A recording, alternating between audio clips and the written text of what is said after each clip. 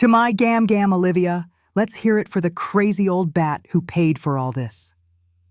The words slither out of the microphone, amplified into every corner of the grand ballroom at the Meadow Creek Manor. They are not swallowed by the damask curtains or absorbed by the thick, ostentatious floral arrangements. They hang in the air, sharp and glittering and venomous, like shards of the crystal chandeliers that drip from the ceiling. $100,000 of light, and all of it is focused on me, on the crazy old bat. I am seated at a small, wobbly table, tucked away by the swinging doors to the kitchen. It's a deliberate placement, an act of casual cruelty dressed up as a necessity. So you can have some peace and quiet, Gam Gam. My granddaughter, Jessica, had cooed earlier, her perfectly manicured nails patting my hand with the gentleness one might use on a rabid dog they hope not to startle. The truth is, my table is an island in a sea of service staff and the clatter of dirty plates. The air here smells not of expensive perfume and champagne, but of dishwasher steam and the faint, sour scent of discarded food. It is my designated place. The place of the inconvenient, the tolerated, the source. 300 pairs of eyes pivot towards me. 300 curated guests in their finest silks and tailored suits. Their faces, a moment ago animated with polite laughter and feigned interest, are now frozen in a collective mask of shock. I can feel their stares like physical things, tiny pinpricks all over my skin. Forks stop halfway to mouths. Champagne flutes are held, suspended in mid-air. The silence that follows Jessica's toast is more profound, more deafening than any sound. It is a vacuum, and I am at its center. Jessica stands on the stage, bathed in the warm glow of a spotlight. She is a vision in her $50,000 gown, a dress I paid for with a hand that she believes is palsied with age. The lace is intricate, the silk flows like liquid moonlight. It's a beautiful cage, and she is the beautiful, vicious bird within it. Her smile is wide, a brilliant gash of white teeth and crimson lipstick. Her voice when she spoke was laced with that sickly sweet poison she reserves for her public, for the dozens of iPhones held aloft, streaming this humiliation live to her followers. Her content. I have become her most profitable content. The tragic, demented grandmother. I do not move. I have practiced this stillness for 5 years. It is a discipline, a form of meditation. My body has learned to be a vessel for their assumptions. My spine, which wants to straighten into a rod of indignation, remains slightly stooped. My hands, which want to clench into fists so tight my knuckles turn white, rest limply in my lap, one over the other. My face. My face is my masterpiece. I have spent years perfecting this mask of sorrowful confusion. I let my mouth fall slightly open, as if I'm struggling to comprehend the words, as if the cruelty is a language I no longer understand. And then, I summon it. A single, perfect tear. I feel it well in the corner of my left eye. A tiny, hot sphere of saline. I command it to fall. It obeys, tracing a slow, deliberate path down the deep channel of a wrinkle on my cheek. It is a work of art. It is the tear of a victim, the tear of a poor, helpless old woman being mocked by the thankless child she adores. It is the tear they expect, the tear they deserve. It is my armor. It is my lie. From across the room, I see them.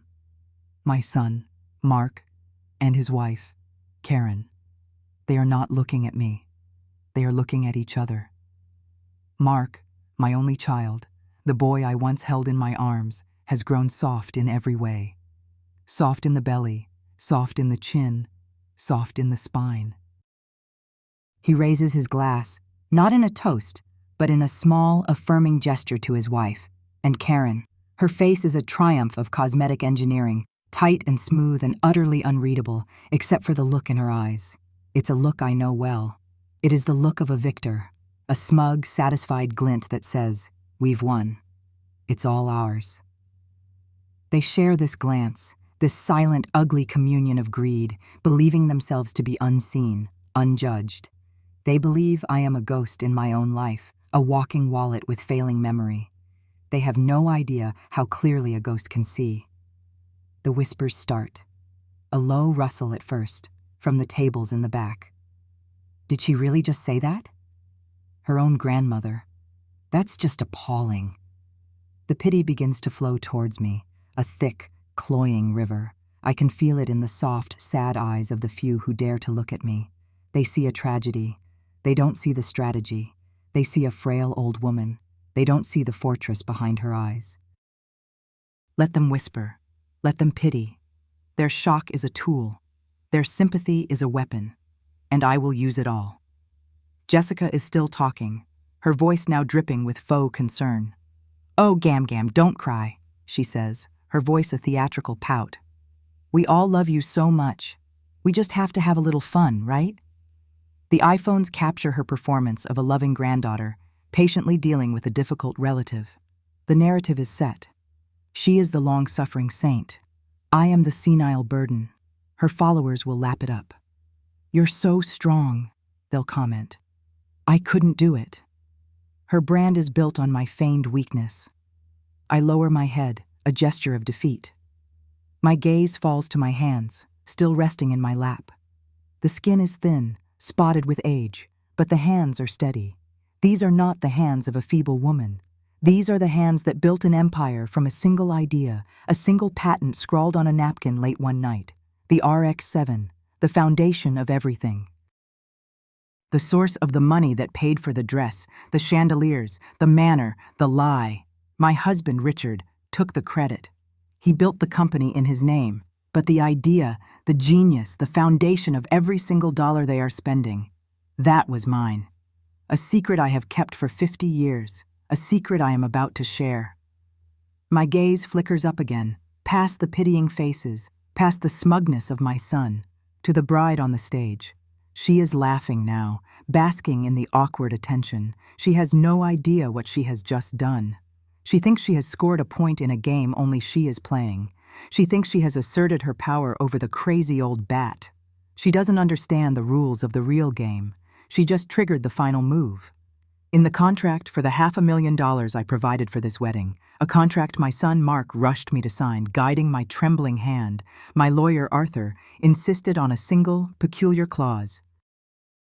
He called it the Serenity Clause. Mark had laughed at it, dismissed it as the eccentric whim of a doddering old fool and her equally ancient lawyer. The clause is simple. It states that the funds are provided on the condition of my peace and continued comfort, and that any act of public humiliation or emotional distress directed at me by the beneficiaries, namely Jessica or her parents, would render the gift a loan, due in full, immediately. Jessica just violated the Serenity Clause. On a live stream, in front of 300 witnesses, another tear follows the first. I am playing my part to perfection. I allow a small, choked sob to escape my lips. The sound is just loud enough for the nearest table to hear. A woman in a pale blue dress flinches, her face a mask of horrified compassion. It's perfect.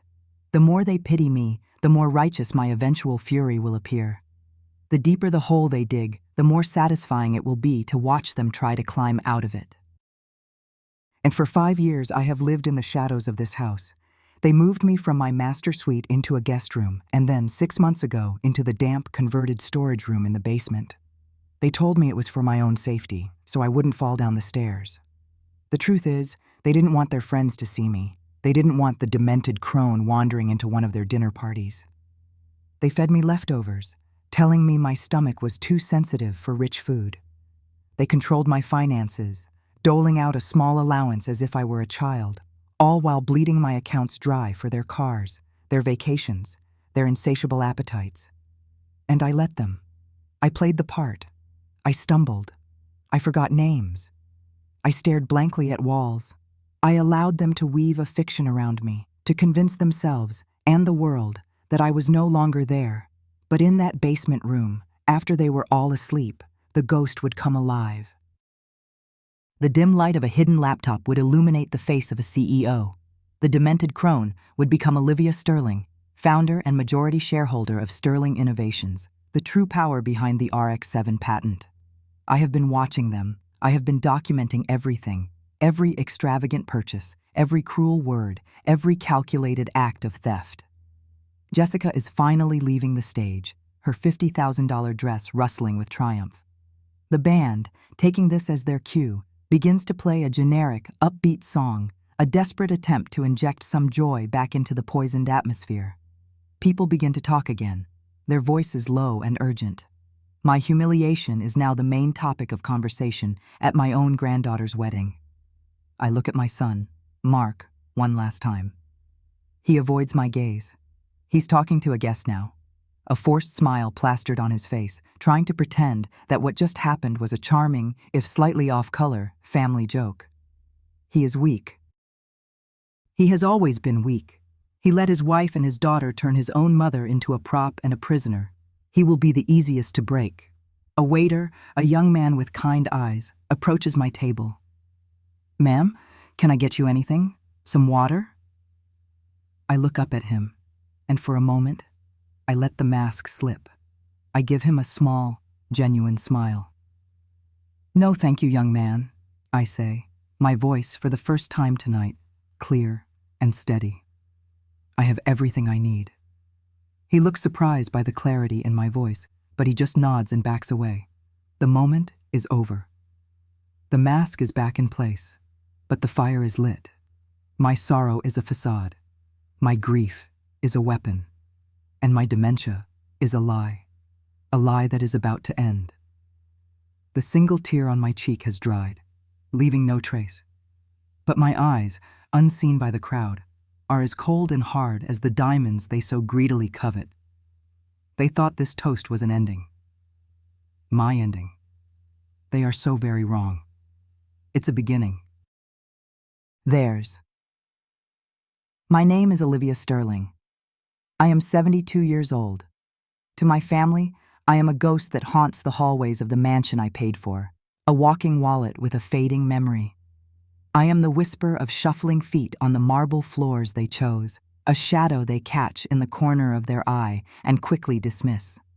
They see me as a relic, the frail, weeping widow of the great biochemist Robert Sterling. They see the name, the legacy, the towering fortune they believe he left them when he passed from this world 5 years ago. They are so tragically, so beautifully mistaken. Before I was a ghost, I was a wife. And before I was a wife, I was a scientist. I remember the scent of my university lab, a sharp, clean smell of ozone and ethanol, a place where the universe felt pliable, where a single idea could be coaxed into reality. That's where I met Robert. He wasn't the great Robert Sterling then. He was just Rob, a brilliant, chaotic man with chalk dust on his jacket and a mind that raced so fast his words often tumbled out in a breathless heap. We fell in love between Petri dishes and Bunsen burners. I loved the way he'd look at a complex equation, his brow furrowed in a way that was so serious it was almost comical. He said he loved the quiet certainty in my hands, the way I could bring order to the chaos of his theories. Our life together was a partnership. He was the dreamer, the one who could see a decade into the future. I was the architect, the one who drew the blueprints to get there. His name was the one that went on the papers, on the patents, on the company letterhead. It was the way of the world back then. A man's name opened doors that a woman's could not. "It's for the family, Liv," he'd say, squeezing my hand. "It's for Mark. It's for our future." And I believed him. I loved him.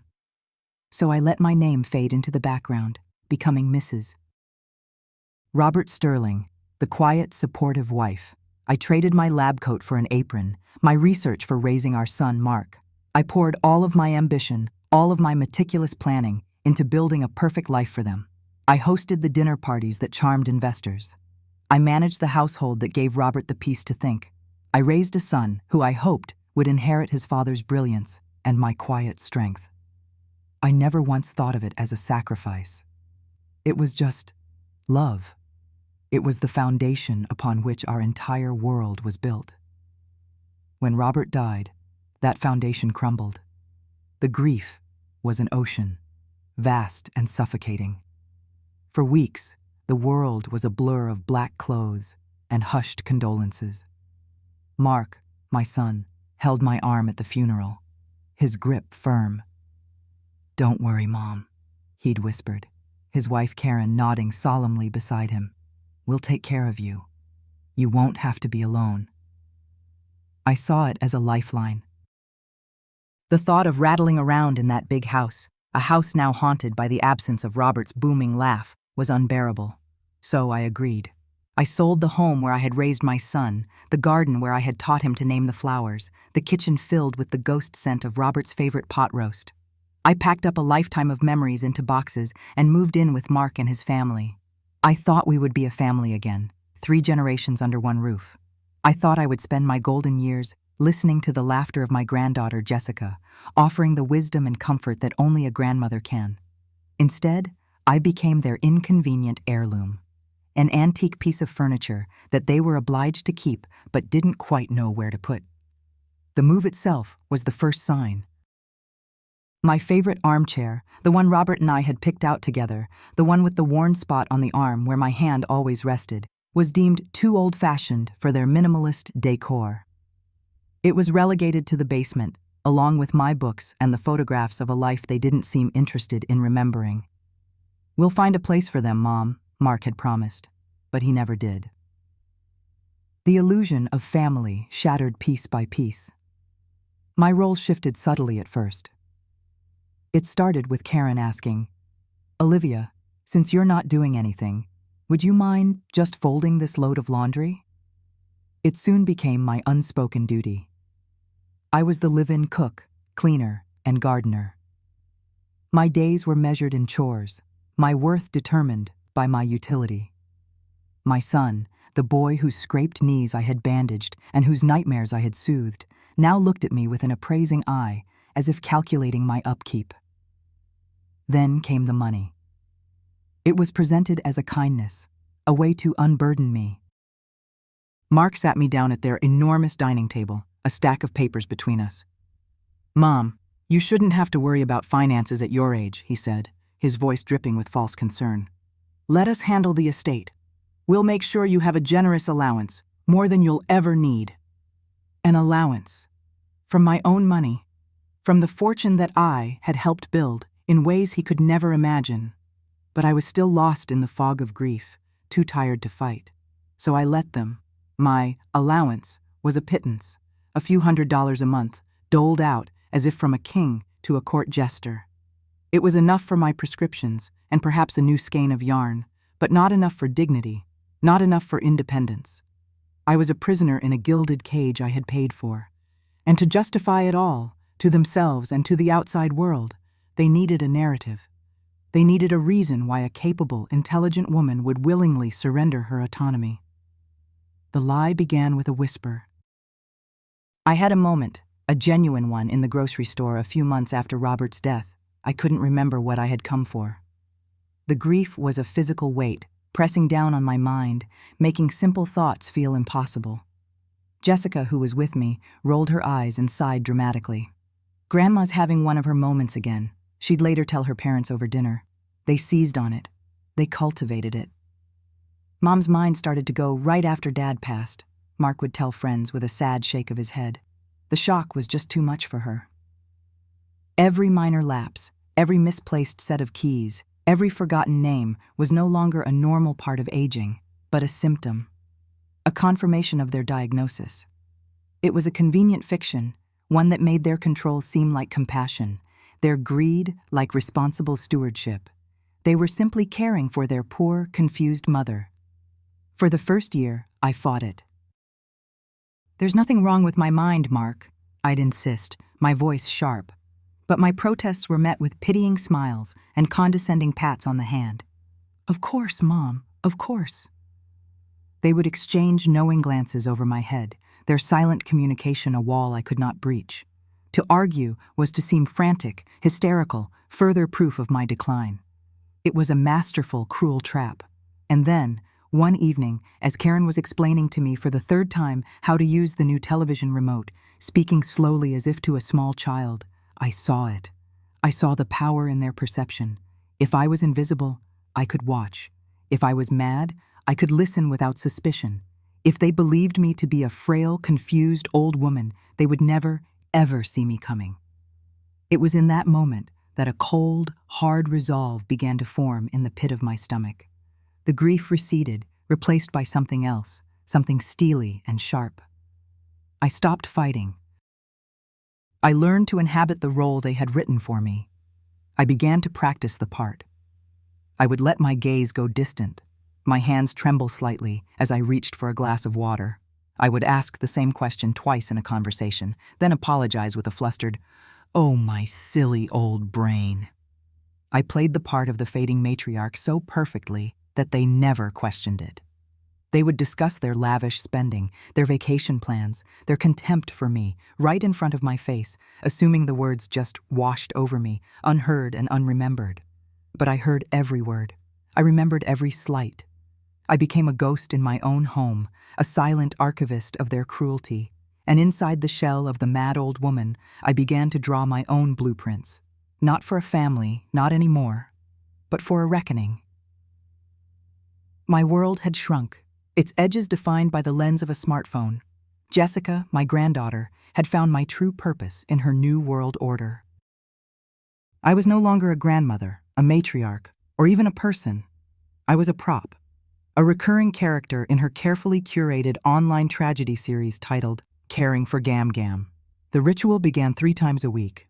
The bright, circular glare of a ring light would flood my basement room, erasing the shadows and the scent of mildew for a few precious, performative minutes. Jessica would descend the stairs, her phone already recording, a bowl of lukewarm oatmeal in her hand. Her voice, a syrupy sweet coo reserved exclusively for her audience, would fill the small space. "Hi everyone, just checking in on my favorite girl," she'd say to the phone perched on a tripod. "Gam Gam gets a little confused in the mornings, but she always lights up when I bring her breakfast. Don't you, sweetie?" She would then turn to me, the smile never reaching her eyes. They were cold, calculating, assessing the angles. She'd fluff the lank pillow behind my head, a gesture that looked tender on screen, but felt like a stagehand arranging scenery. She would bring the spoon to my lips. It wasn't a gesture of care, it was a command. I learned to open my mouth on cue, to swallow the bland paste without expression. My role was to be vacant, a blank canvas onto which her followers could project their sympathy, and by extension, their admiration for her. "Look how she just loves her oatmeal," she'd narrate, her voice dripping with manufactured affection. "It's our special time together. These moments are just everything. Right, Gam Gam?" I would make a small, vague noise, a slight nod. That was part of the script. It was what they expected of a senile old woman. I was a vessel for their pity. The moment she hit stop on the recording, the mask would drop so fast, it was like a physical blow. The saccharine smile vanished, replaced by an impatient scowl. The spoon would clatter onto the chipped ceramic tray she brought down for the videos. "For God's sake, Olivia, can you eat a little faster next time?" she'd snap, her voice now sharp and brittle. "I had to do 3 takes. The pity views are paying for the down payment on my new car, you know. I need good content."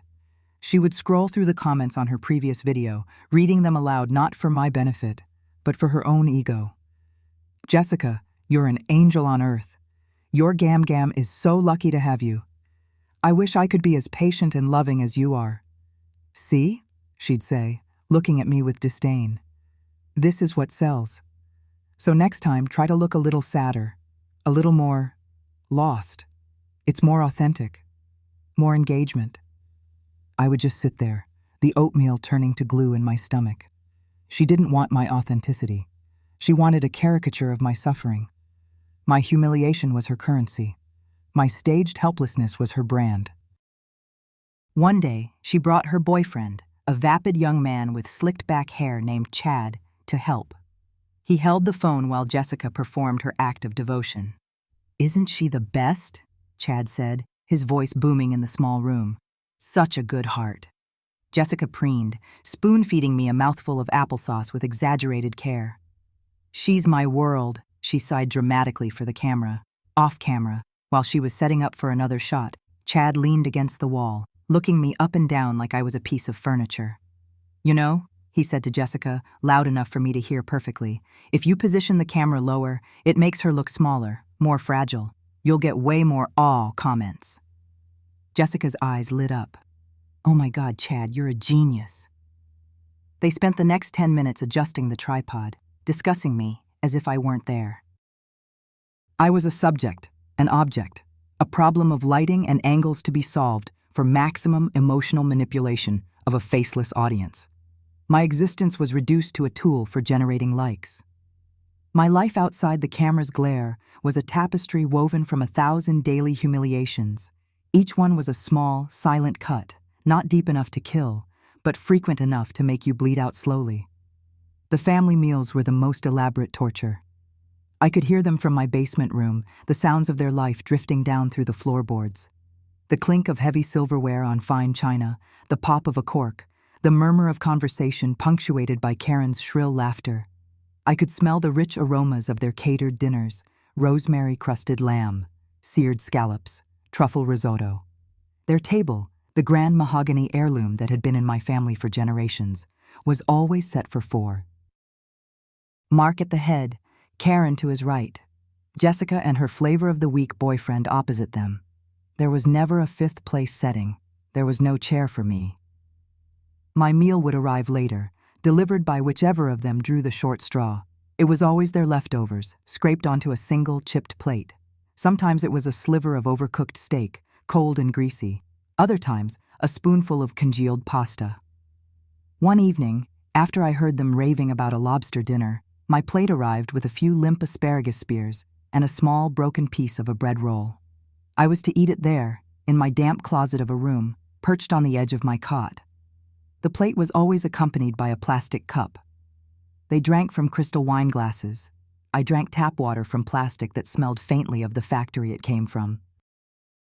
My former master suite, the room I had shared with my husband for 40 years, was now what Jessica called her content creation studio. She had painted the walls a sterile, influencer white. My antique vanity was buried under a mountain of makeup palettes and curling irons. The balcony that overlooked the rose garden was now the backdrop for her outfit of the day posts. I wasn't allowed in. The one time I tried to retrieve a photo album from the back of the closet, Karen found me and gently but firmly led me out. "Oh, Mom, you know you get confused," she'd said, her voice a weapon disguised as concern. "This is Jessica's space now. All your old things are safe downstairs with you." My new room was a converted storage closet in the basement, next to the furnace. It was always either too hot or too cold, and it carried the permanent, cloying scent of mothballs and damp concrete. A single bare bulb hung from the ceiling, casting long, dancing shadows on the walls. When the winter chill began to seep through the foundation, I mentioned the cold. I felt it in my bones, a deep, gnawing ache that sleep couldn't fix. Karen had come down, wrapped in a cashmere cardigan, and patted my hand. "Oh, Mom, don't be silly," she'd chirped, her smile unwavering. "It's perfectly warm down here. You know how your circulation isn't what it used to be. It makes you feel things that aren't real." Gaslighting was her art form. They were masters of it. My glasses would go missing, only to be found by Mark in the refrigerator. "See, Mom? You're putting things in silly places again," he'd say with a sigh of put-upon patience. The television in the main living room, the one I used to watch the evening news on, was now password protected. "It's for the best," Karen explained. "All that news just agitates you." My world became 4 damp walls, the glare of a ring light and the taste of leftovers. The repetition was the cruelest part. Every single day, a new reminder that I was not one of them. I was their burden, their cash machine, and their social media prop. Each dismissive glance, each condescending word, each plate of cold food was another small, precise incision. They were bleeding me dry, not just of my money but of my spirit. I sat in my silence, on my cot, and let them. I let them think they were winning. Every cut they made, I cataloged. Every insult, I memorized. They thought they were breaking a fragile old woman. They had no idea they were forging a weapon. Then came the wedding. It was to be their magnum opus of greed, the grand finale of their 5-year campaign of plunder. Jessica didn't just want a wedding. She wanted a coronation. Nothing was too extravagant. Meadow Creek Manor, the most exclusive venue in the state, was booked. A celebrity wedding planner, A woman known for catering to tech billionaires and movie stars was hired. A custom-designed dress had to be flown in from a couture house in Paris. The guest list swelled to 300 of Jessica's closest friends and business contacts, a sea of people I had never met. The budget was a living, breathing monster, devouring money at an obscene rate. It started at $100,000, then climbed to $250,000, and soon spiraled past $500,000. They presented the final budget to me at the mahogany dining table, a rare occasion where I was summoned from the basement to the main floor. They didn't offer me a seat at the table, of course. I was brought a hard-backed kitchen stool and placed at the far end, like a child being disciplined. Mark slid a glossy binder across the polished wood.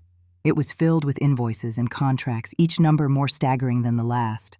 $50,000 for flowers, $75,000 for catering, $100,000 for the venue, $20,000 for a photographer. I was sure Jessica had only found on Instagram. I turned a page, my finger tracing the line item for the Parisian gown. $60,000. For a dress she would wear once. I felt a wave of nausea. I looked up from the binder, my gaze meeting Mark's. I let a flicker of my true self, the sharp, astute woman who had once balanced the books for a growing corporation, surface in my eyes. "Mark," I began, my voice quiet but clear. "This seems excessive. $500,000? The atmosphere in the room changed instantly. Karen's placid smile tightened. Jessica, who had been scrolling on her phone, looked up with a flash of fury. But it was Mark who exploded. His hand slammed down on the mahogany table. The crystal water glasses jumped. "Excessive?" he boomed, his face turning a blotchy red. "Excessive. Mom, this is for Jessica, your only grandchild. Dad would have wanted her to have the best. He would have spared no expense for his little princess. Are you going to deny her that? Are you going to tarnish his memory by being cheap?" It was a low blow, and he knew it. Invoking his father, my beloved Richard, was his trump card. He painted me as the villain, the miserly old crone standing in the way of his daughter's happiness, desecrating the wishes of a dead man. Karen jumped in, her voice a silken, venomous whisper. "Mark's right, Olivia. Think of the family's reputation. What will people say if Jessica's wedding isn't up to our standards? It's an investment in her future, in her brand." Jessica let out a theatrical sob. "I knew it!" she wailed, tears that she could summon on command now streaming down her face. "You hate me. You've always been jealous of me. You just want me to be miserable." It was a perfectly orchestrated three-pronged attack. Guilt from Mark, social pressure from Karen, and emotional manipulation from Jessica. They closed in on me, their faces a blur of greed and entitlement. I felt the walls of the room press in. This was the moment, the culmination of 5 years of their abuse and my silent endurance. Mark slid a checkbook and a pen in front of me. "Just sign the checks, Mom," he said, his voice now low and menacing. "It's not like you need the money. Just sign them, and we can all be happy." I looked down at the check. The pen felt heavy in my hand.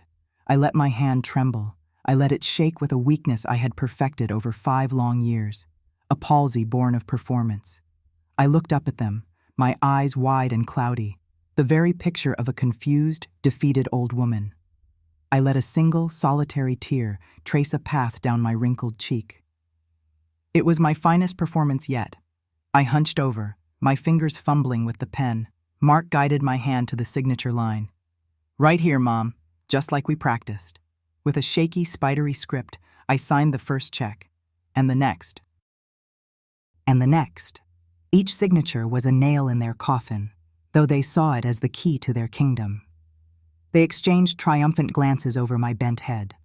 They saw a frail hand, a broken will. They didn't see the ice in my veins. They didn't feel the cold, hard resolve solidifying in my heart. They heard the scratch of a pen on paper. I heard the click of a timer starting its final countdown. I signed away their fortune, and in doing so, I signed their eviction notice from my life. The air in the living room was thick with the scent of lilies and lemon polish, a sterile fragrance meant to mask the rot underneath. It was the week before the wedding, and the house hummed with a frantic, joyous energy that had no room for me. I sat in my usual wingback chair, the one with the worn damask that they hadn't bothered to reupholster, and watched my family buzz around our guest. Arthur Vance looked smaller than I remembered, his frame stooped inside a tweed jacket that had seen better decades. To Mark and Karen, he was a fossil, a relic from my husband Robert's past, dredged up for a courtesy visit. They hovered for a few minutes, their smiles as brittle as spun sugar. "So good of you to come, Arthur," Karen said, her voice a high, sweet poison. "Mother gets so few visitors. It's wonderful for her to see an old face, even if she, well, you know." She tapped her temple with a perfectly manicured finger, a gesture of mock sympathy that was pure performance. Mark clapped Arthur on the shoulder, a little too hard. "Dad always spoke highly of you. Said you were sharp as a tack back in the day." Back in the day. The words hung in the air, a casual dismissal of a man's entire life. We'd stay and chat, but the caterer is on the phone, and Jessica is having a meltdown about the ice sculpture. You understand. They didn't wait for an answer. They drifted away, their voices a low murmur of logistics and dollar signs, leaving Arthur and me in the cavernous silence. For a long moment, we just sat there. I let my head loll slightly to the side, my gaze unfocused, a touch of drool at the corner of my mouth for good measure. It was a role I had perfected over 5 years, the vacant, confused old woman. Arthur leaned forward, his movements slow and deliberate, as if he were testing the air. His eyes, however, were not the roomy, faded blue of an old man. They were sharp, analytical, and they were fixed on me. "They're not watching," he whispered. The words were a quiet thunderclap in the stillness. My posture straightened almost imperceptibly, my eyes focused, the fog I had cultivated for half a decade, burning away in an instant. From the inside pocket of his jacket, he produced a tablet, thin and black and utterly modern. He slid it across the mahogany coffee table, the one I had picked out with Robert in 1978. It stopped just before my hands, which I kept resting, trembling slightly, in my lap. "The board is ready, Olivia," he said, his voice a low, conspiratorial hum. "They've convened 3 times this month. Everything is in place." I looked at the black, reflective surface of the tablet. My own face stared back at me, a stranger in a familiar mask of wrinkles and age spots. But my eyes were my own again, cold, clear, and alive. "And the agreement?" I murmured, my voice raspy from disuse. I hadn't spoken more than a handful of disconnected words in a day. A thin, satisfied smile touched Arthur's lips. "The nuptial funding agreement is ironclad. I drafted it myself, using the same language from the Sterling Innovations Corporate Charter, specifically Article 7, Section 4. I've titled it the Serenity Clause." He savored the words. "It stipulates that the financial gift is conditional upon the continued emotional and psychological well-being of the benefactor. It's beautifully vague and legally lethal. Once your granddaughter publicly causes you distress, once she breaks your serenity, she violates the contract. The dominoes will fall." I finally reached out and touched the tablet. The glass was cool and smooth beneath my fingertips. Arthur wasn't just some old colleague of Robert's. He had been Robert's patent lawyer, the man who had helped file the paperwork that built our fortune.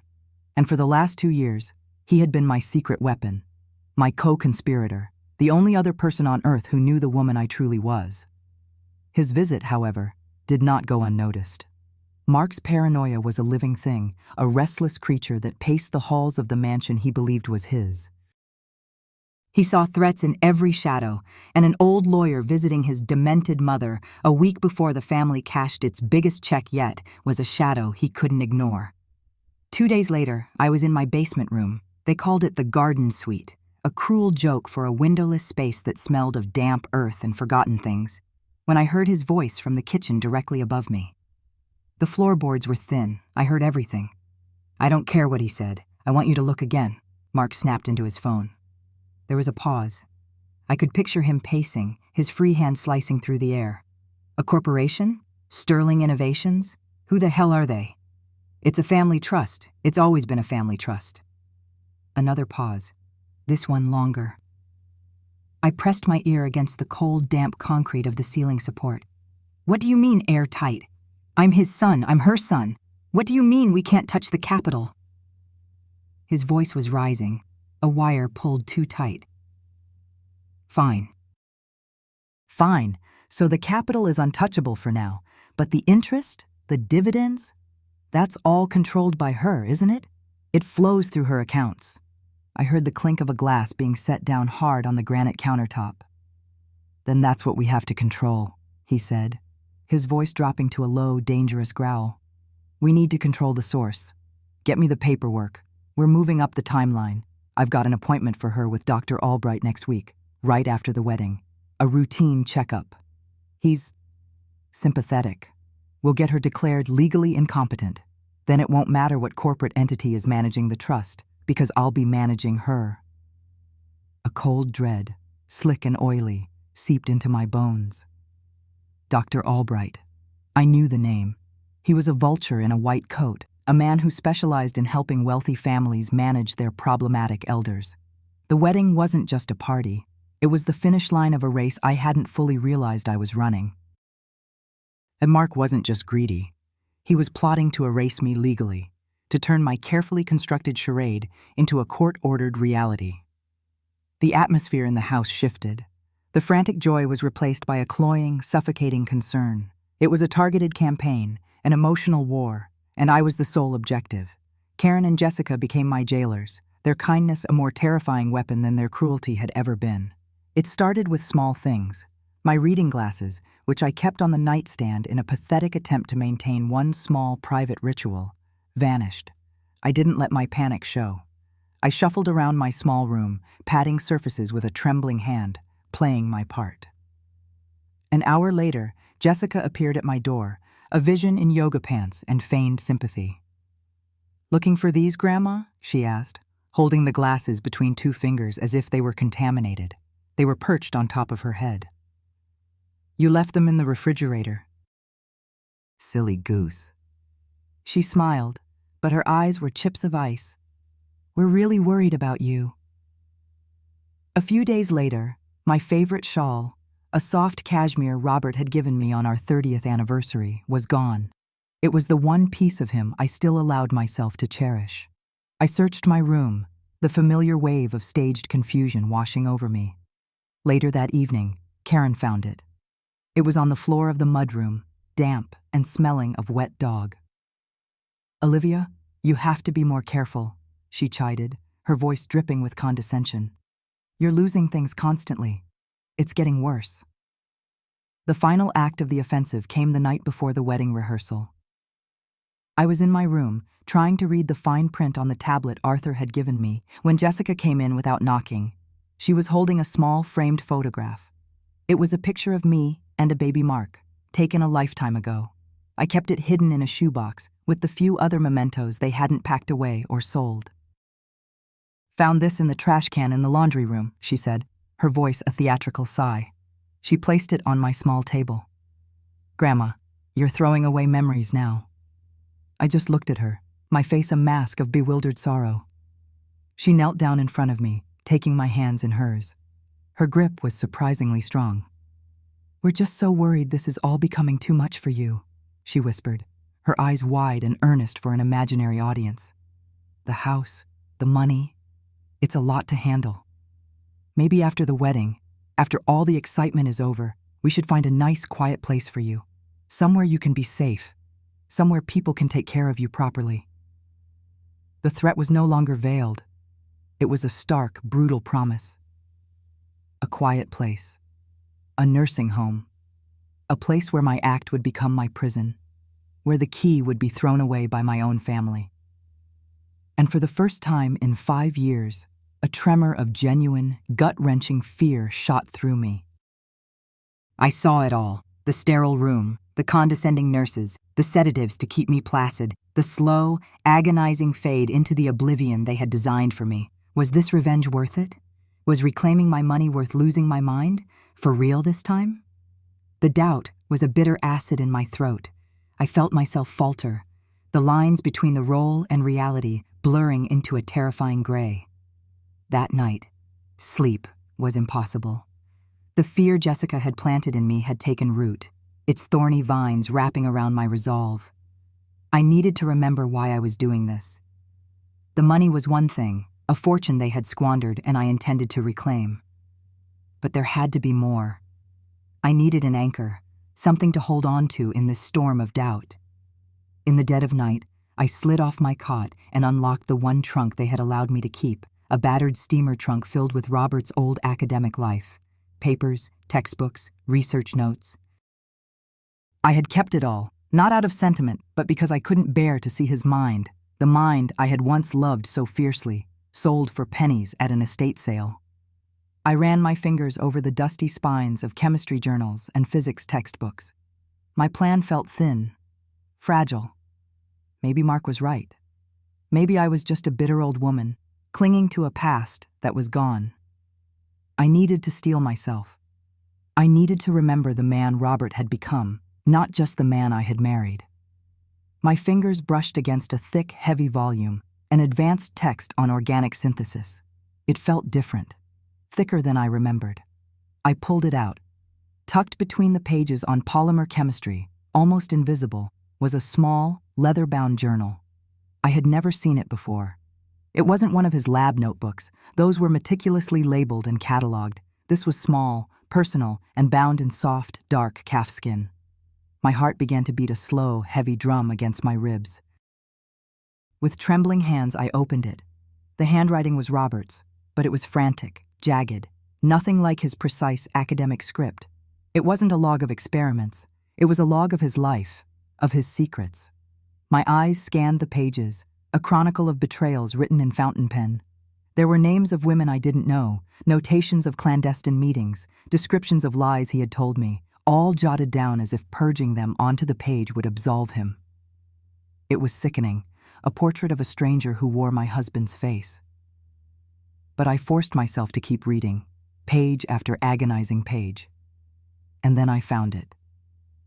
An entry dated nearly 40 years ago, shortly after Mark was born. October 12th. Board meeting was a disaster. Prescott is breathing down my neck. They say my research has stalled. They need something big, something revolutionary, or they're pulling my funding.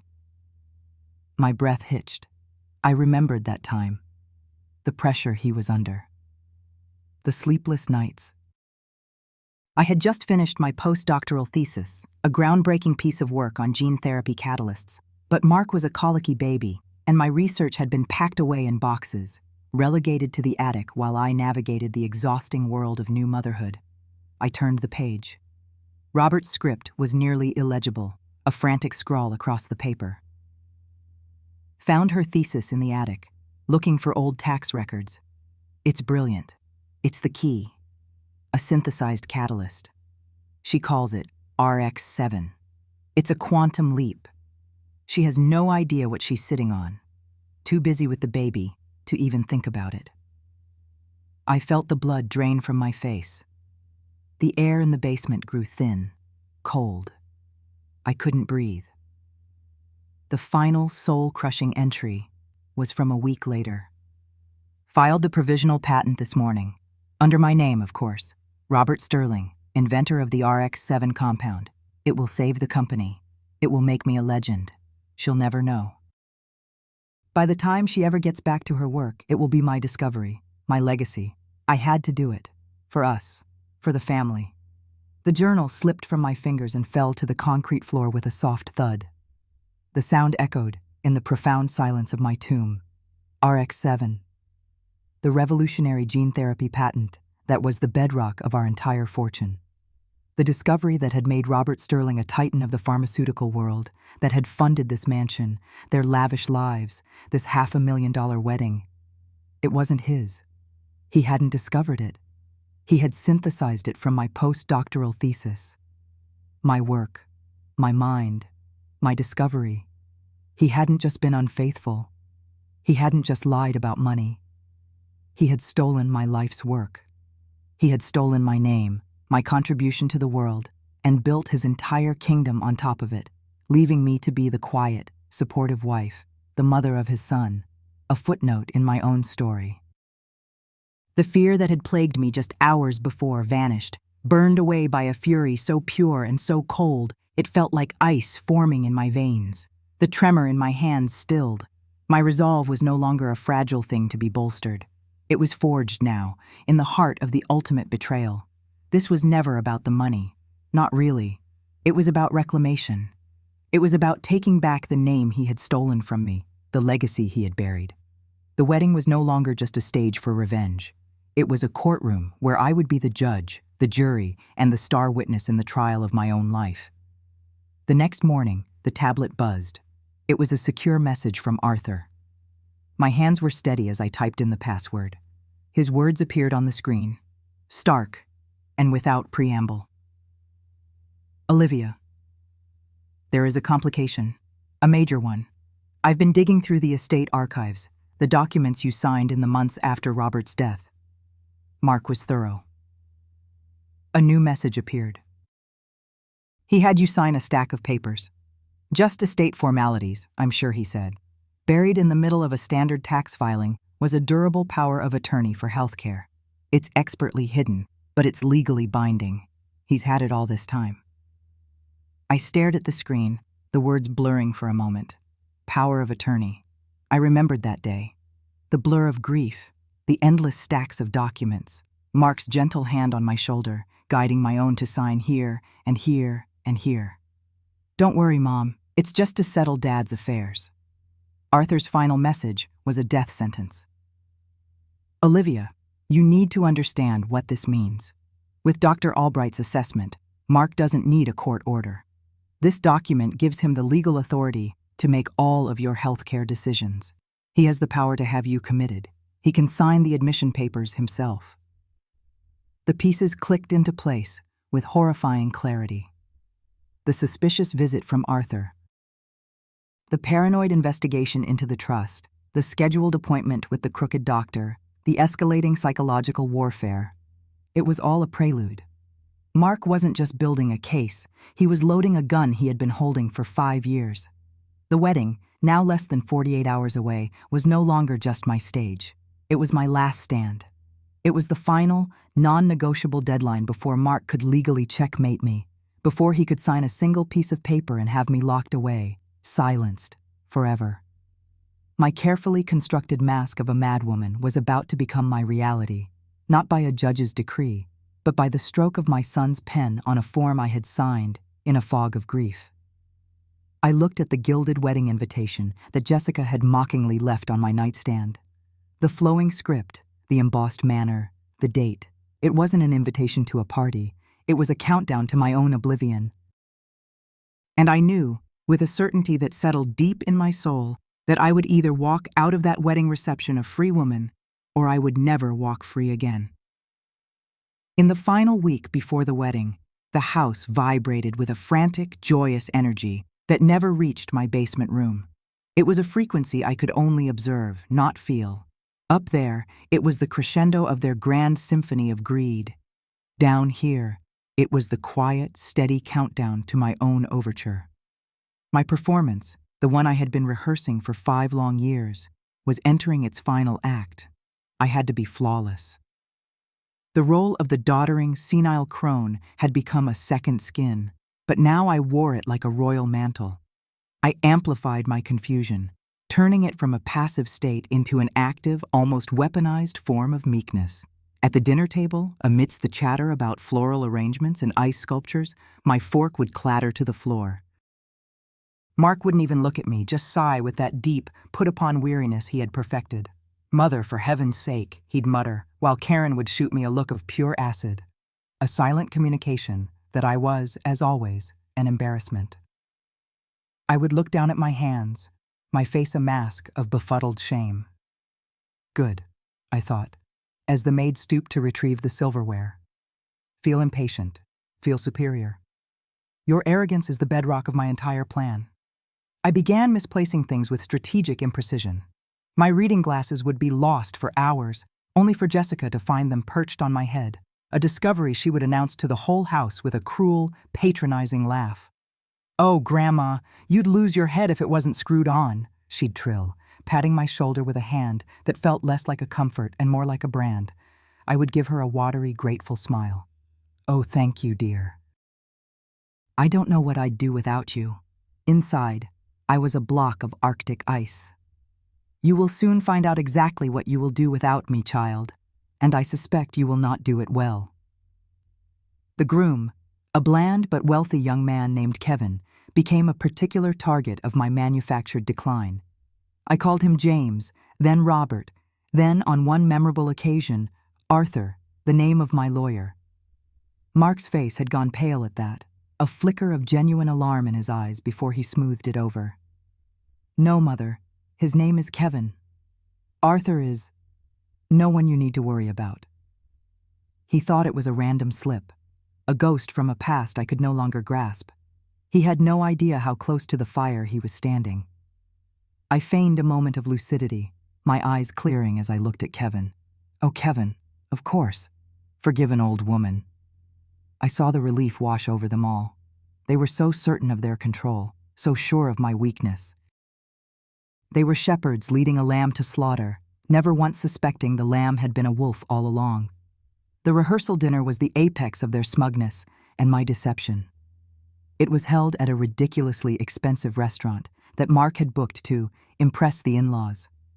I was seated at the far end of the table, a decorative relic meant to be seen and not heard. I ate little, pushing the exorbitant food around my plate, my hands trembling ever so slightly. They saw a frail woman overwhelmed by the noise and the glamour. I saw a room full of assets and liabilities. Then came my moment. With a practiced feebleness, I tapped my water glass with a spoon. A hush fell over the table. All eyes were on me. Mark looked like he was about to have an aneurysm. Karen's smile was a rictus of strained tolerance. I have something for the bride," I said, my voice a papery whisper. I reached into my old worn handbag and pulled out a velvet box.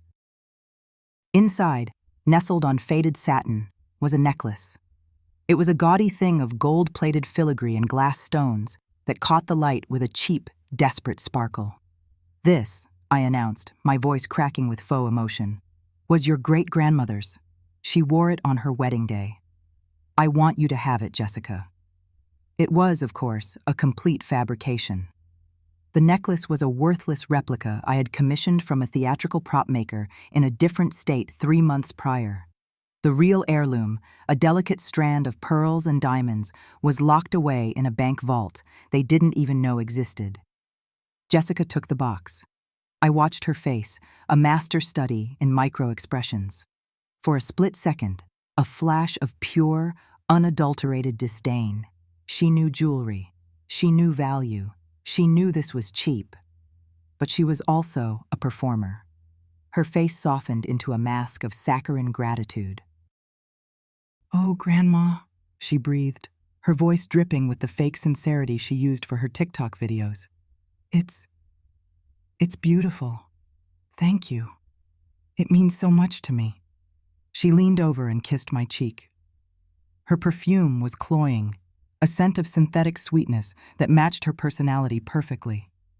She held up the necklace for the cameras of her parents' phones, the glass stones flashing under the restaurant lights. Mark and Karen beamed, their smiles wide and triumphant. They saw this as the ultimate proof. The old woman was finally giving away the last of her treasures, a symbolic surrender. They had won. They had bled her dry, and now she was offering them the very dust from her bones. I met Jessica's eyes over the glittering piece of junk jewelry. She thought she was looking at a fool, and in her gaze, I saw the reflection of her own. She held the necklace like it was a trophy.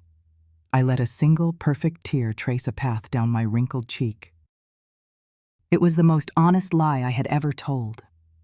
As I sat back down, a ghost at their feast of fools, I allowed myself the smallest, most secret of smiles. The lamb had been presented for sacrifice. The trap was set. They were all so blissfully, wonderfully, and completely convinced.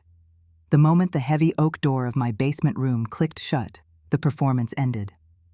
The stage lights went dark. The slumped shoulders straightened. The vacant, watery gaze sharpened into something hard and clear, like polished obsidian, The trembling in my hands ceased. I took a deep, steadying breath. The musty, damp air of the cellar, a welcome antidote to the cloying perfume and false sentiment upstairs. Here, in the dark and the cold, I was not the senile crone. I was not the family's ATM. I was not a ghost. Here, I was the chairman. I walked to the far corner of the room, past the stacks of old newspapers and forgotten furniture draped in dusty white sheets. I pulled aside one of the sheets, revealing not a moth-eaten wardrobe, but the cool, metallic gleam of a server rack, its small green and blue lights blinking with silent, rhythmic purpose. Beside it, on a sturdy, hidden desk, sat a laptop, not a simple consumer device for emails and web browsing, but a hardened, encrypted machine capable of running a global enterprise. I sat down, the worn-out armchair groaning in protest. I placed my fingers on the keyboard. A password screen glowed to life, demanding a 64-character alphanumeric key. I typed it from memory, my fingers moving with a speed and precision that would have sent Mark into cardiac arrest. The desktop materialized, not with family photos, but with stock tickers, encrypted communication channels, and secure corporate portals. My real life. A small notification popped up in the corner of the screen. Video conference with the board, 5 minutes. I clicked accept and donned a small, discreet earpiece. On screen, a secure video grid appeared, populated by the faces of the 5 board members of Sterling Innovations. These were not the sycophants my late husband had surrounded himself with. These were sharks, brilliant and ruthless minds I had handpicked over the last 2 years since seizing back control. There was Mr. Chen from Hong Kong, a logistics genius, Miss Albright from Zurich, a wizard of international finance, and young David, a tech prodigy from Silicon Valley, who had designed this very system for me. My face did not appear on their screens. To them, I was only a voice and a title, the chairman. My anonymity was my shield and my sword. "Good evening, board members," I said. My voice was no longer the papery whisper from the rehearsal dinner. It was the voice I hadn't used in public for 5 years, low, clear, and imbued with an authority that tolerated no argument. A chorus of "Good evening, Chairman," echoed back. "Ms. Albright, report," I commanded. Her face, framed by severe silver hair, was all business. "Chairman, the final transfers are complete. As per your instructions, the wedding fund of $500,000 has been recategorized from a gift to a conditional loan, effective immediately. The legal framework is ironclad.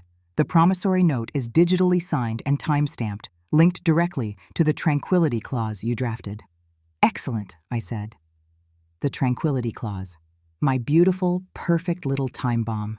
It stipulated that the loan was contingent on my being treated with dignity and respect, specifically prohibiting any public or private humiliation.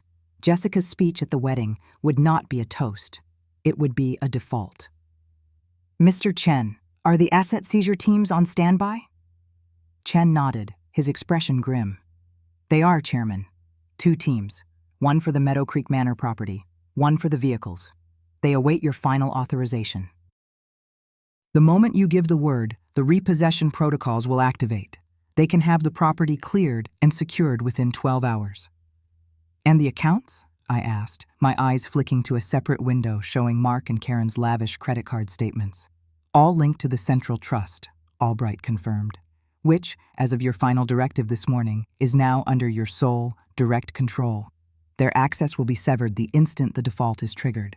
They will have access to a single, pre-funded debit card with a balance of $500. A cruel, small smile touched my lips. $500. Let them see how far that got them. "David," I said, turning my attention to the youngest member. "The digital dossier?" David's face lit up.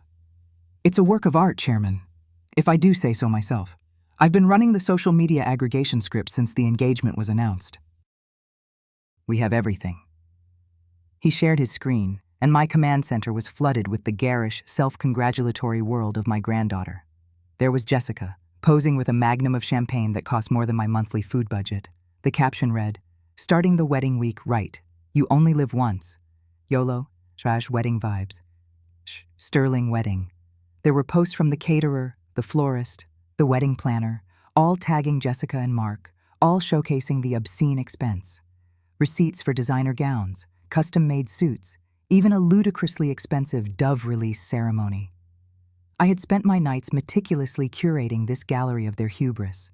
Using a VPN that bounced my signal from Singapore to Iceland, I created anonymous accounts on every platform. I followed the vendors. I screen captured every boastful post from Jessica. I downloaded every TikTok video where she'd use me as a prop in the background, her voice dripping with fake affection for the camera, while her eyes held nothing but contempt. Each post, each receipt, each video was archived, timestamped, and cross-referenced in a secure cloud server, building a mountain of evidence so high they would never be able to climb out from under it. It was a digital map of their greed, and I knew every single road. Every vendor payment has been traced from your accounts, Chairman, David explained, and linked directly to a corresponding social media post boasting about the purchase. It's a perfect, closed loop of their profligacy, funded by their abuse. Perfect, I breathed. It was more than perfect. It was justice, rendered in pixels and code. The plan is in place, I announced to the board. The final moves are on the chessboard. Tomorrow, at the wedding, my son's family will attempt to checkmate a pawn. They have no idea they've been playing against the Queen the entire time. Thank you for your work. You will receive the final authorization signal tomorrow afternoon. I ended the conference, the screen going black. For a long moment, I sat in the silent darkness of the basement, the blinking lights of the server reflecting in my eyes. They thought this was the end of their struggle, the beginning of their life of inherited ease. They thought tomorrow was their victory lap. I looked at the cheap necklace sitting on my desk, the one Jessica had carelessly handed back to her mother to put somewhere safe. It glittered under the single desk lamp, a fake heirloom for a fake family. Tomorrow, they would have their grand wedding. They would have their party, their public celebration of everything they had stolen from me. And I would give them one final gift, the truth. I shut down the laptop, drew the dusty sheet back over my command center, and let my shoulders slump. I shuffled to the cot in the corner and lay down. The crone was back, resting for her final performance. And as I drifted off to the distant sounds of laughter and music from the house above, I felt a profound and chilling sense of peace. The countdown was almost over. The hum in the grand hall of Meadow Creek Manor was a living thing, a beast made of 300 heartbeats, of clinking crystal and muffled laughter. But after Jessica's words, her sweet voice dripping poison, the beast died. Silence rushed in to fill the vacuum, thick and suffocating. It pressed in on my eardrums.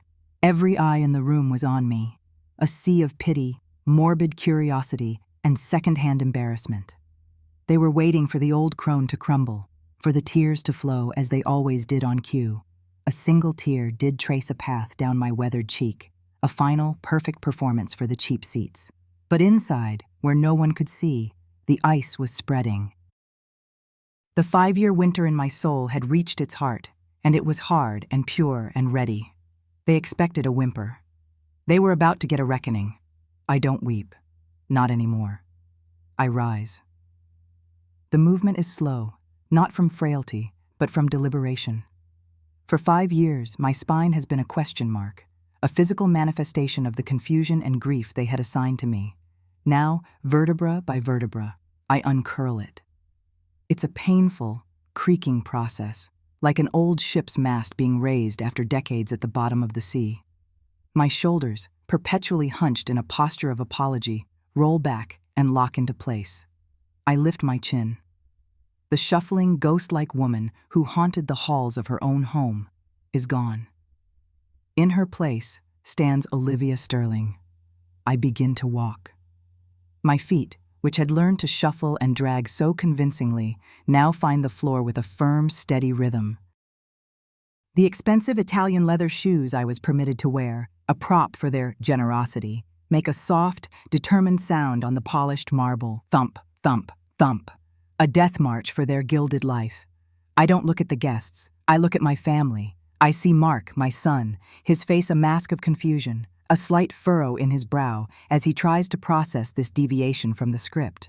His hand is still on his wife Karen's back, a gesture of shared victory that is rapidly becoming one of shared alarm. Karen's smug smile, the one that always twisted my insides, falters. It clings to her lips for a moment, then melts away, replaced by a dawning unease. And Jessica, my darling granddaughter, the star of the show. Her face, flushed with triumph and champagne, begins to curdle. Her bright influencer's smile freezes, becoming a grotesque rictus of shock. Whispers begin to ripple through the crowd, a sound like dry leaves skittering across pavement. What is she doing? Is she all right? Oh, the poor thing. She's completely lost it. I reach the small stage where the DJ, a young man with more tattoos than sense, is gaping at me, the bass-heavy music having died moments before.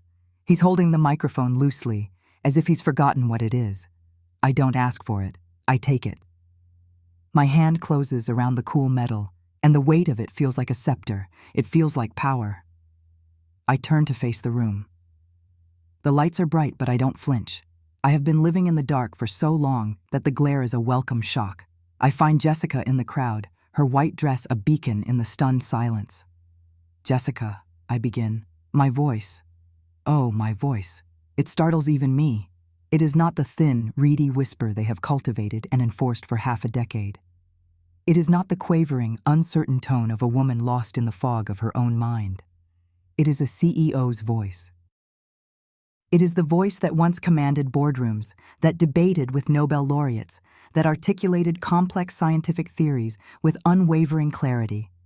It is deep, resonant, and carries to the furthest corners of the hall without effort. It is the voice of a woman, utterly, terrifyingly, in command. A collective intake of breath sweeps the room. Mark lurches forward in his seat. I let a small, cold smile touch my lips.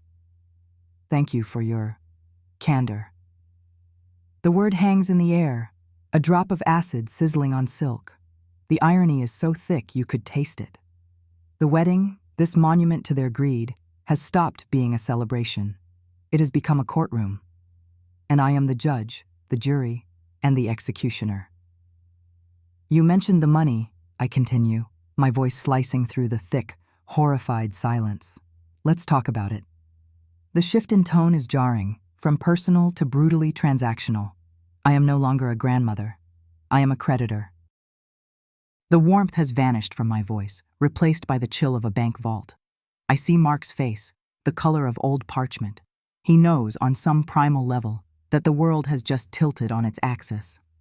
The $500,000 for this spectacle, I say, gesturing with a sweep of my hand to the grotesque floral arrangements and the ridiculously oversized ice sculpture of a swan, was not a gift. I let that statement land. I watch it ripple across the faces of my family. Gift. It was the word they used constantly. Grandma's generous gift. A final gift to her only granddaughter. A gift implies no obligation. A gift is a surrender. It was a conditional advance, I state. My voice is flat and hard as the marble floor. Governed by a contract. You may remember it, the nuptial decorum agreement. A tedious bit of paperwork you all signed last month without, it seems, the courtesy of reading it. I see a flicker of recognition and dismissal in Mark's eyes. He remembers, a thick packet of documents Arthur had delivered. Mark had laughed about it with Karen, called it more evidence of my eccentricities. He'd scrawled his signature on the last page, probably while on the phone, too busy to be bothered with the ramblings of a senile old woman. Jessica had done the same, her looping self-important signature a testament to her carelessness. A contract is a funny thing, I say, my eyes locking onto Mark's. It has clauses, terms, conditions, and this one has a particularly stringent one. I believe my lawyer, Mr. Vance, referred to it as Article 3. I pause, scanning the room until I find Arthur Vance, standing near the back, a small, satisfied smile on his face. He gives me a nearly imperceptible nod.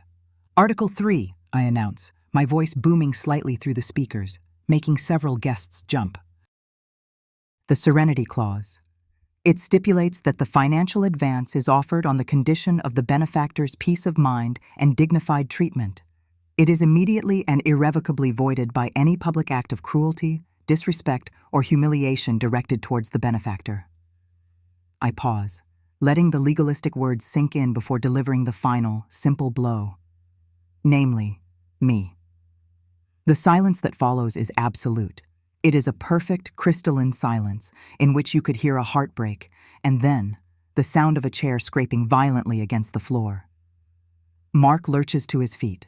His face, once merely pale, is now the color of ash. His mouth opens and closes like a fish gasping for air. You can't, he stammers, the words weak and powerless. I can, I reply, my voice dropping to a steely, conversational tone. I have. Your daughter's charming toast, which I'm sure is already going viral, served as her official notification of breach of contract. I glance at Jessica's table, where her phone is now lighting up, buzzing against the wood like a cornered rattlesnake. I make a deliberate show of pulling back the cuff of my simple dress to look at the elegant, understated watch on my wrist. My husband's watch, the one they let me keep. 3 minutes ago, the full amount of $500,000 became a debt due for immediate and full repayment. Panic, stark and ugly, flashes across Karen's face. She grabs Mark's arm, her perfectly manicured nails digging into his expensive tuxedo jacket. The groom's family, seated at a nearby table, are staring at my family with undisguised horror. Their daughter just married into a family of, what? Frauds, abusers, and apparently debtors. But that's not all, I continue, my voice a relentless hammer. This breach does more than just call the loan. It triggers a controlling interest review of the primary family trust. At the word trust, Mark flinches as if struck. The trust, the sacred cow, the source of the quarterly payments that funded their cars, their clothes, their country club memberships, the inheritance he has been waiting for me to die to receive. The trust you thought was your inheritance, Mark, I say, my voice laced with the ice of 5 years of suppressed rage, was merely a holding entity, a legal fiction designed to give you the illusion of wealth, a monthly allowance to keep you docile. I look at him, at this soft, entitled man my son has become.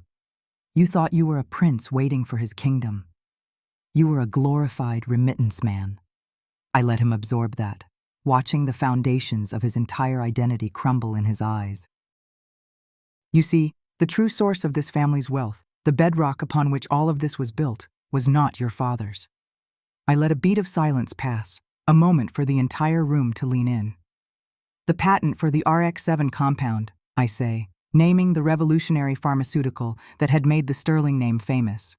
It was mine. A gasp goes through the room.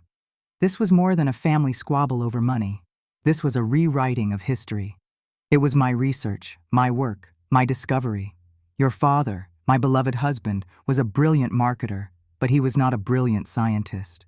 He was a thief. He stole my life's work, put his name on it, and built this gilded cage around me with the bars of my own genius. I turn my gaze from my son to my granddaughter. And this company, Sterling Innovations, which you so blithely draw from, it's not some faceless trustee managing your father's legacy. It is my company. Now, the final move. The one I had practiced in the damp silence of my basement room 100 times. And as the majority shareholder and chairwoman, a position I have actively managed from a laptop in a converted storage shed for the past 60 months, I took the liberty of calling an emergency digital vote the moment Jessica began her speech. I hold up my small, simple phone. The motion was to investigate 5 years of systematic elder financial abuse. The board was unanimous. All discretionary payments, stipends, and access to trust funds for you, Mark, and your family are hereby suspended indefinitely. The eruption is instantaneous. It's not just a murmur anymore, it's a roar of shock and outrage. The groom's father is on his feet, pointing a trembling finger at Mark. Jessica is sobbing, not with remorse but with the primal rage of a spoiled child whose favorite toy has just been smashed.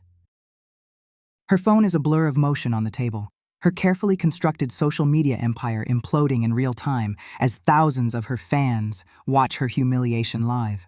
The comments must be brutal. The schadenfreude, delicious. I step down from the stage. The crowd parts for me as if I were Moses, and they, the Red Sea. I am no longer a ghost they can see through, a pitiable creature to be ignored. I am a force. I walk directly to the head table, to the epicenter of the wreckage. I reach into the small pocket of my dress and pull out a single, tarnished brass key. It's old and plain. The key to the small apartment over the garage, the one they had cleared out for me last year, telling me it would be a cozy private space for me when the time came to sell the main house after my inevitable decline. I place the key on the pristine white tablecloth next to Jessica's untouched flute of champagne. The dull brass is a stark contrast to the glittering crystal and silver. This, I say, my voice now quiet, but carrying with more weight than any shout, is the key to the garage apartment of the mansion. The mansion which, as an asset of Sterling Innovations, will be seized by the Trust's representatives at noon tomorrow. I look at Jessica, her face streaked with mascara, a tragic clown at her own circus. I lean in, my voice a conspiratorial whisper only she and her parents can hear. You posted a video on TikTok last week, I believe. The one where you patted my head and told your followers how you were making sure I would always have a cozy, private space to call my own. You are a good granddaughter, after all. I smile, a real smile this time, and it is terrifying. Now, it's all yours. I straighten up and look from Mark to Karen to Jessica, a triptych of ruin. You have 24 hours, and with that, I turn my back on them. I do not look back at the chaos, at the screaming, at the shattered remains of their lives. I walk toward the grand entrance of the manor, each step feeling lighter than the last. The air on my face feels different. It tastes of freedom, and for the first time in a very, very long time, I can breathe. The digital storm broke with the force of a hurricane, and I watched it all from the quiet eye of my own making. In the days that followed the wedding, the world became obsessed with the story. The hashtags bloomed across every platform like toxic wildflowers. Hashtag Justice for Olivia, and the one that brought a grim, thin smile to my lips, hashtag Demented Crone. It was a badge I now wore with a strange sort of pride. The internet, in its chaotic and often cruel wisdom, had understood. They saw the lie for what it was and championed the truth I had finally unleashed. News clips became a surreal highlight reel of my family's implosion. I'd watch them on a tablet. The sound turned low as I sipped my morning tea. There was Mark, his face a mask of bloated indignation, trying to push through a throng of reporters outside a courthouse, his expensive suit looking rumpled and cheap under the harsh glare of the camera flashes. He'd shout something about privacy, about a family matter, but his voice was drowned out by the questions. Mr. Sterling, can you comment on the allegations of elder financial abuse? Is it true you were attempting to have your mother declared legally incompetent? Karen would be scurrying behind him, her face hidden behind oversized sunglasses, a scarf pulled up to her nose, looking like a common criminal fleeing a scene. The legal team Arthur had assembled on behalf of the trust was meticulous, and the charges they brought were ironclad. Their public humiliation was only the beginning of their reckoning. Jessica's fate was perhaps the most public and the most brutal. Her influencer career didn't just end, it was spectacularly immolated. The clip of her face at the wedding, the initial smugness curdling into slack-jawed horror as I spoke, became a ubiquitous meme. It was remixed with dramatic music, spliced into clips of falling dominoes, and used as a reaction image for every conceivable form of comeuppance. Her carefully curated online persona of the doting, compassionate granddaughter was torn to shreds by her own words, her own actions, played on a loop for millions to see. Her social media accounts, once a fountain of brand deals and adulation, became a digital wasteland of vitriol and mockery. She had tried to delete the accounts, but the internet never forgets. They had lost everything, not because I had taken it, but because they had tried to take it all. They had built a palace on a foundation of greed, and I had simply pointed out that the ground beneath it was sand. The tide had done the rest. I felt no joy in their ruin, only a profound and hollow sense of finality. The fever had broken. The disease was purged. The noise of the world and their downfall began to fade over the next few months, replaced by a sound I hadn't realized I was starving for. Silence. a gentle, healing quiet. 3 months after the wedding, that quiet had a home. It lived with me in a penthouse apartment perched high above the Pacific. The space was minimalist, a sanctuary of clean lines and uncluttered surfaces. The walls were not adorned with family photographs, those smiling ghosts of a life that was never real. Instead, they were lined floor to ceiling with books. My books. The friends who had never lied, the companions who had sustained me through the long, dark years. Arthur sat across from me in a comfortable armchair, the steam from a pot of jasmine tea rising between us. The afternoon sun slanted through the vast windows, glinting off the silver in his hair. He looked more relaxed than I had seen him in years. The weight of our shared secret finally lifted. "You look well, Olivia," he said, his voice warm. "Truly. Peace suits you." I smiled, a genuine, easy thing. It's amazing what a little fresh air and the absence of being called a batty old crone can do for one's complexion. We shared a soft laugh. On a large monitor, resting on a nearby credenza, 3 faces smiled back at us. They were young, bright, and filled with a nervous energy that was electric. They were the inaugural recipients of my new foundation. Dr. Eris Thorne, Dr. Lena Petrova, and Ms. Imani Williams, I said, introducing them to Arthur formally. "I'd like you to meet the chairman of my board, Arthur Vance. He's the man who kept my secrets and my sanity intact." "It's an honor to meet all of you," Arthur said, nodding to the screen. "I've read your proposals. Your work is groundbreaking." Dr. Thorne, a biochemist from a small university in Oregon, was the first to speak, her voice trembling slightly with emotion. "Mrs. Sterling, I don't have the words. My lab was about to lose its funding. My research on protein misfolding, the very thing that could help us understand diseases like Alzheimer's. They called it a fringe pursuit. Your grant, it's not just funding. It's validation. It's a lifeline." "Your work is vital, Dr. Thorne," I replied, my voice steady and firm. "It is the opposite of fringe. It is the future. I know what it's like to have your life's work dismissed. That will not happen to you." Next was Lena Petrova, a physicist from Ukraine whose research in quantum entanglement had been stolen by a senior male colleague. She had been fighting for credit for 2 years, to no avail. "You have given me more than money," she said, her accent coloring her words with a gentle cadence. "You have given me my name back. With this support, I can establish my own lab, publish under my own authority. You have given me justice." Finally, Imani Williams, a brilliant PhD candidate in computational biology, spoke. She was barely 25, and her eyes shone with fierce intelligence. "My algorithm for predictive genetic modeling was overlooked because, frankly, no one thought a young black woman from Atlanta could come up with it. They didn't even read the paper. The Olivia Sterling RX-7 initiative didn't just read it. You challenged it, you questioned it, and then you funded it on a scale I never dreamed possible. You're not just my benefactor, Ms. Sterling. You're my hero." My legacy would not be Mark's empty ambition or Jessica's fleeting fame.